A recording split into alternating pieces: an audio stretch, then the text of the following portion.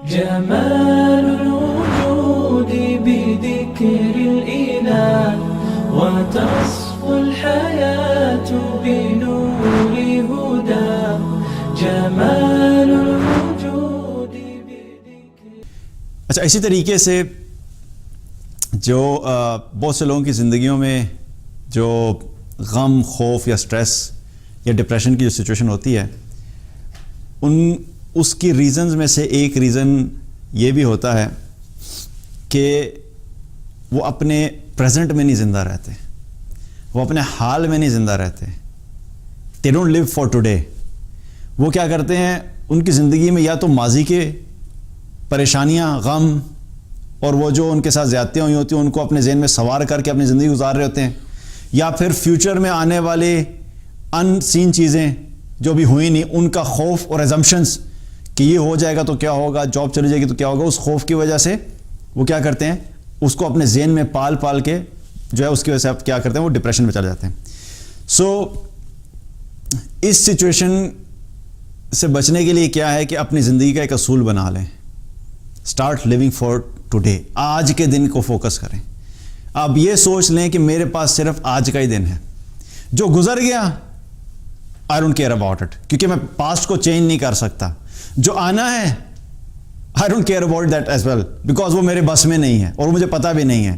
سو ایک ہی چیز اس وقت ہم کر سکتے ہیں، وہ کیا ہے، ہمارا حال، آج کا دن. اپنے آج کے دن کو میں کیسے بہترین بنا سکتا ہوں، میں آج کے دن میں کیسے اپنی زندگی کو بہتر کر سکتا ہوں، آج کے دن میں کون سا ایسا پروڈکٹیو کام کر سکتا ہوں، آج کے دن میں اللہ کو کیسے راضی کر سکتا ہوں، آج کے دن میں اپنی نماز اچھی کیسے پڑھ سکتا ہوں، آج کے دن میں نے قرآن کے ساتھ کتنا تعلق قائم کرنا ہے اور کتنا قرآن پڑھنا ہے، آج کے دن میں نے کتنا ذکر کرنا ہے، آج کے دن میں نے آنے والی زندگی کے لیے کیا تیاری کرنی ہے. تو اپنی زندگی میں آج کو امپورٹنس دیں.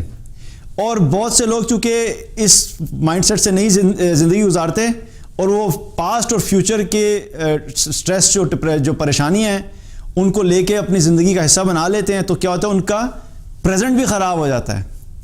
اور دیکھا جائے تو یہ وہ چیز ہوتی ہے کہ جس کی وجہ سے لوگ اپنی زندگی کو بالکل بھی انجوائے نہیں کر سکتے.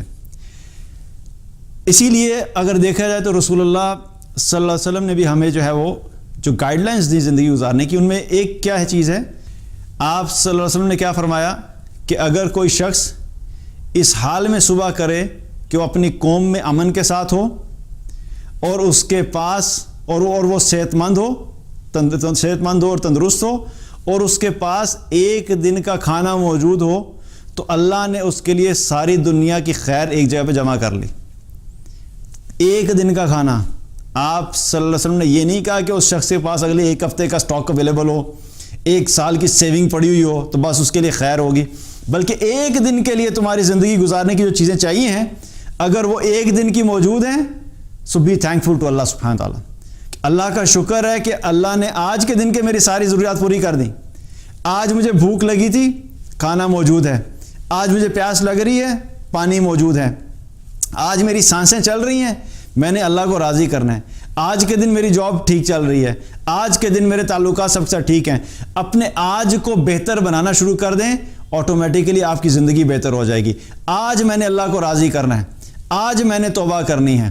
آج میں نے نمازیں شروع کرنی ہے اگر نہیں پڑھتے تھے. آج میں نے اپنی نمازوں کو درست کرنا ہے اگر پہلے ٹھیک نہیں پڑھتے تھے. آج میں نے قرآن پڑھنا ہے. آج ہی میں نے اللہ کا ذکر کرنا ہے. آج میں نے لوگوں کے ساتھ اچھا تعلق قائم کرنا ہے. اپنے آج کو ٹھیک کریں اور اپنے آج میں رہنا، پریزنٹ میں رہنا جو ہے وہ سیکھیں.